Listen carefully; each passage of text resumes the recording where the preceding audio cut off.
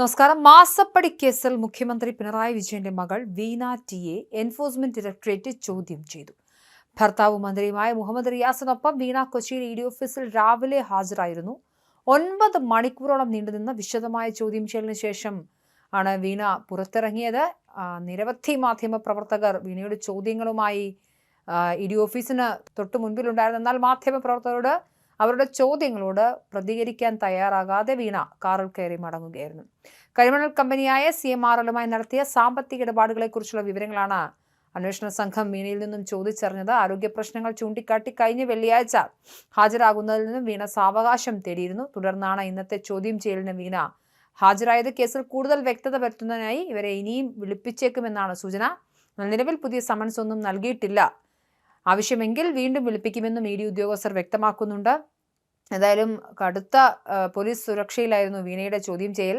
മുൻപ് തിരുവനന്തപുരം ബേക്കർ ജംഗ്ഷനിലെ വീണയുടെ വീട്ടിൽ ED ഉദ്യോഗസ്ഥർ അന്വേഷണവുമായി ബന്ധപ്പെട്ട് എത്തിയ സമയത്ത് CPM പ്രവർത്തകർ വലിയ രീതിയിലുള്ള പ്രതിഷേധം നടത്തിയിരുന്നു.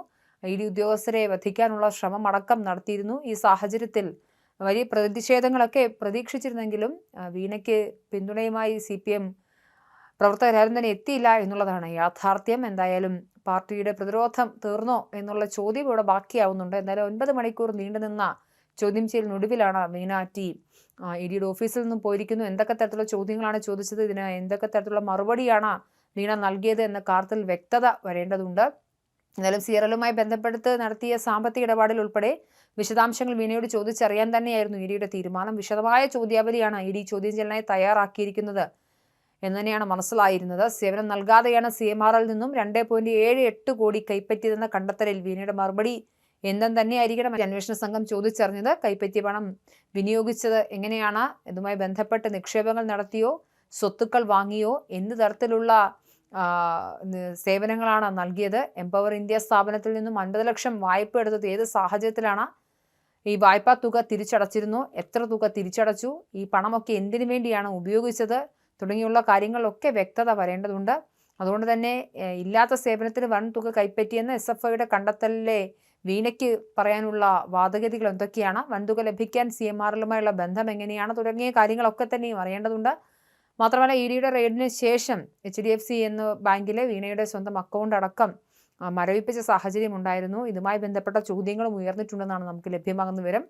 എന്തായാലും CMRL ഉദ്യോഗസ്ഥർ മുൻപ് നൽകിയ മൊഴികൾ അടിസ്ഥാനമാക്കിയും ചോദ്യം ചെയ്യൽ നടന്നിട്ടുണ്ട്. എന്തായാലും ഇന്നലെ CMRL MD ശരൺ എസ് കർത്തയെയും JS കർത്തയെയും ED ചോദ്യം ചെയ്തിരുന്നു. Empower India Capital Investment Private Limited എന്ന സ്ഥാപനത്തിന്റെ ഡയറക്ടറാണ് ജയ.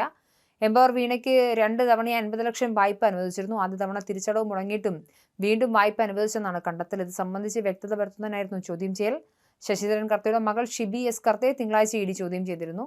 എന്തായാലും വീണയെ 9 മണിക്കൂർ നീണ്ട ചോദ്യം ചെയ്യലിന് ഒടുക്കം വീണ സ്വന്തം വീട്ടിലേക്ക് മടങ്ങിയിരിക്കുന്നു.